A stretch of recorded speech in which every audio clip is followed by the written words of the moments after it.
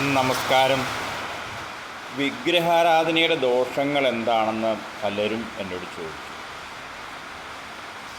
അതായത് അതിനെക്കുറിച്ച് വിശദമാക്കി ഒന്ന് പറഞ്ഞു തരാനാണ് ഉദ്ദേശിക്കുന്നത്. അതായത് ഈ പ്രപഞ്ചം മുഴുവനും സൃഷ്ടിക്കപ്പെട്ടിരിക്കുന്നത് 3 ഗുണങ്ങളിലാണ്. പച്ച മലയാളത്തിൽ പറഞ്ഞാൽ നല്ലതെന്നും, നല്ലത് ചള്ളെന്നും, മിശ്രം ചള്ള്, ഈ 3 തരം. അതായത് ഒരു വസ്തു ഒരു ഗുണത്തിലിരിക്കുന്ന ഒരു നല്ല പാലെടുക്കുക. ആ പാല് എത്ര നേരം നന്നായിരിക്കും, അത് കുറച്ച് കഴിയുമ്പോൾ അത് ഇച്ചിരിയോടെ മലിനമാകുന്ന തുടങ്ങുന്ന അവസ്ഥയാണ് മിശ്രാവസ്ഥ. അതേപോലെ അത് തീരെ മാലിന്യപ്പെട്ട് നശിക്കുന്ന അവസ്ഥയാണ് അത് ചീത്തയാവുന്ന അവസ്ഥ.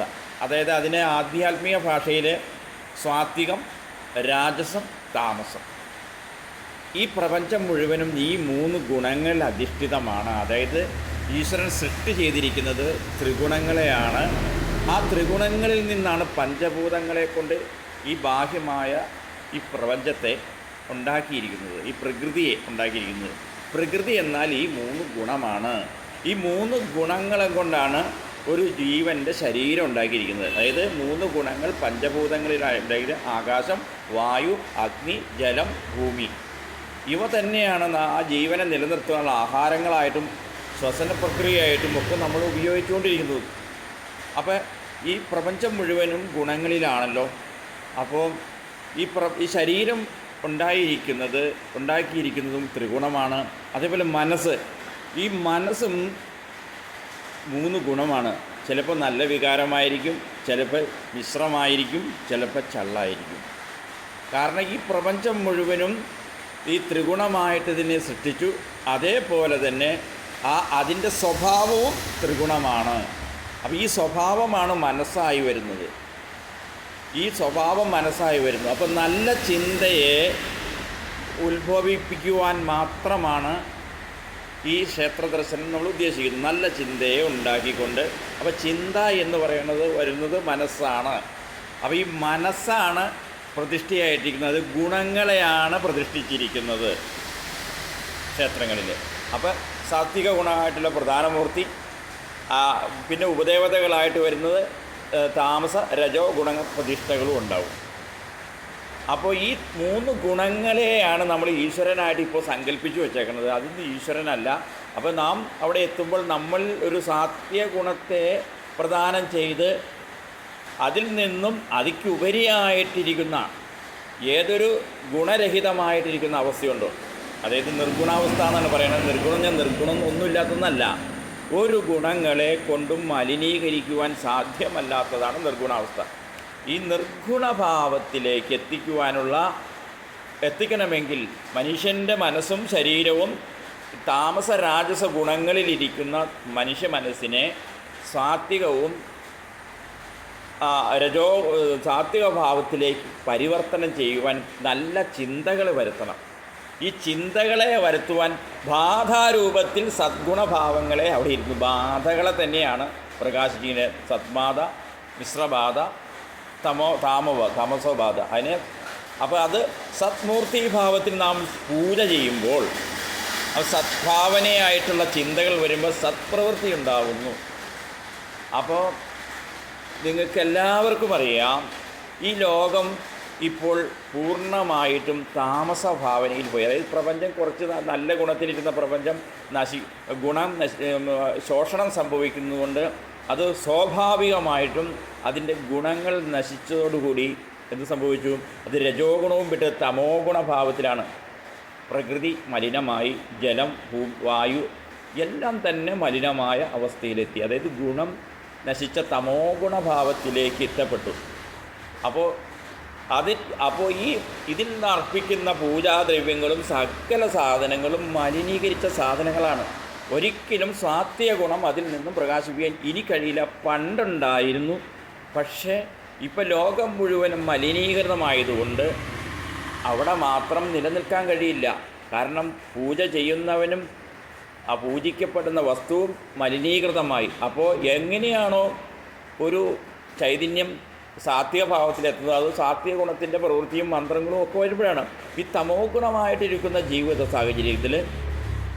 അപ്പോൾ അതിനനുസരിച്ചിട്ടുള്ള മനുഷ്യൻ്റെ മനസ്സും സ്വഭാവങ്ങളിലും മാറ്റം വരുമ്പോൾ അതിൻ്റെ പ്രതിഷ്ഠിച്ചിരിക്കുന്ന ചൈതന്യം മനുഷ്യൻ സൃഷ്ടിച്ചാണ്, അത് അവിടെ നിന്ന് തിരിച്ച് കിട്ടണമെങ്കിൽ ഇത് തമോ ഗുണവാസനയിലാണ് നിലനിൽക്കുകയുള്ളൂ. കൂടുതലും രജോ തമോ ഗുണവാസനയിൽ വരുമ്പോൾ എന്ത് ചെയ്യും? ഇവിടെ മദ്യാസക്തി, പുകവലിയോടുള്ള താല്പര്യം, അതാണ് ദുർവാസനകൾ എന്ന് പറയുന്നത്. അങ്ങനെയുള്ള താല്പര്യം, സ്ത്രീ വിഷയ സംസർഗങ്ങളിൽ താല്പര്യം, അതേപോലെ തന്നെ പെട്ടെന്ന് പൈസ ധനം ഉണ്ടാക്കുന്ന കുൽസിത മാർഗങ്ങൾ, മനസ്സ് പറയുന്നതും പ്രവർത്തിക്കുന്നതും രണ്ടായ രീതി, അങ്ങനെ ഒന്നിലും വിശ്വാസമില്ലായ്മ, പരസ്പരം ഇങ്ങനെയുള്ള സ്വാഭാവികമായിട്ടുള്ള കർമ്മങ്ങൾ വന്നു ചേരും. അപ്പോൾ എന്താണ്? ലോകം മുഴുവനും നാശകരമായ ത്രിഗുണഭാവത്തിൻ്റെ തമോ ഗുണത്തിലെത്തിയതുകൊണ്ട് ഒരു നല്ല ഗുണത്തെ പ്രകാശിപ്പിക്കാൻ അവിടെ കൊണ്ട് സാധിക്കില്ല. ഗുണങ്ങളെ മാത്രമാണ് ക്ഷേത്രങ്ങളിൽ വിചാരിച്ച് പോകുന്ന, അല്ലാണ്ട് ശിവനോ പാർവതിയോ അയ്യപ്പനോ ഇങ്ങനെയൊന്നുമല്ല. നല്ല ഗുണം ചെന്നെത്തുന്ന ഭക്തൻ ഈ താമസ രാജസ ഗുണങ്ങളെ വിട്ട് സദ്ഗുണത്തിലെത്തിക്കഴിഞ്ഞാൽ നിർഗുണനായിരിക്കുന്ന സച്ചിദാനന്ദ സ്വരൂപനായിരിക്കുന്ന ആനന്ദസ്വരൂപനായിരിക്കുന്ന യഥാർത്ഥ ഈശ്വരനെ പ്രാപിക്കുവാനുള്ള ഒരു ശുദ്ധി വരുത്തുക മാത്രമാണ് ക്ഷേത്രം കൊണ്ട് ഉദ്ദേശിക്കുന്നുള്ളൂ. അല്ലാണ്ട് അവിടെ കൊണ്ട് ഒരു കാര്യം സാധ്യമല്ല. ആരാധനാലയങ്ങളിൽ പൊതുവെ ഒരു കാര്യം സാധ്യമല്ല. അവ നിലനിൽക്കണമെങ്കിൽ മനുഷ്യൻ പൂജ ചെയ്ത് നിലനിൽക്കുന്നത് ഒരിക്കലും ഈശ്വരനല്ല.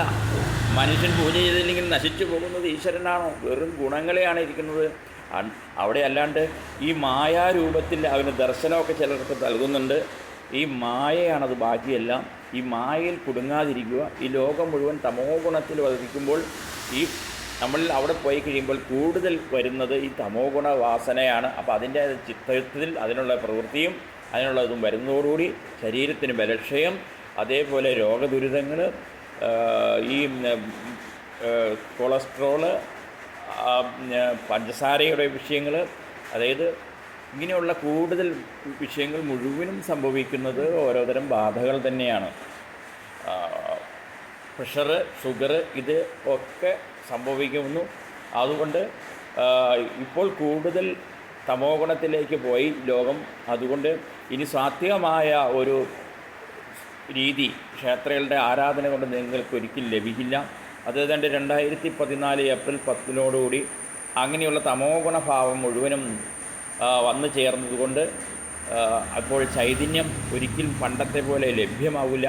അത് ചൈതന്യം ലഭ്യമാകത്തോടുകൂടി നമുക്ക് നിർഗുണഭാവത്തിലേക്ക് എത്തുവാൻ വേണ്ടി മാത്രമായിരുന്നു. അത് യഥാർത്ഥ ഈശ്വരനെ അറിയാൻ വേണ്ടിയിട്ട് മാത്രമായിരുന്നു.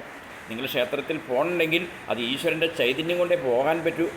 അവിടെ നിങ്ങൾ കാണുന്നുണ്ടെങ്കിൽ ഈ കണ്ണ് വെറും ജഡവസ്തുവാണ്. അത് കാണണമെങ്കിൽ ആ യഥാർത്ഥ ഈശ്വരനിലൂടെയാണ് അറിയാൻ പറ്റുള്ളൂ. യഥാർത്ഥ ഈശ്വരൻ നിങ്ങളെപ്പോഴും പ്രൊട്ടക്റ്റ് ചെയ്യുന്നുണ്ട്.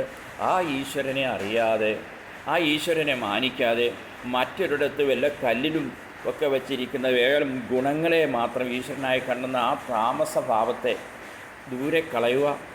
അത് നിങ്ങൾക്ക് ശാശ്വതമായ ഗുണത്തെ ചെയ്യുന്നു. ഭയം ആദ്യം എടുത്തു കളയുക.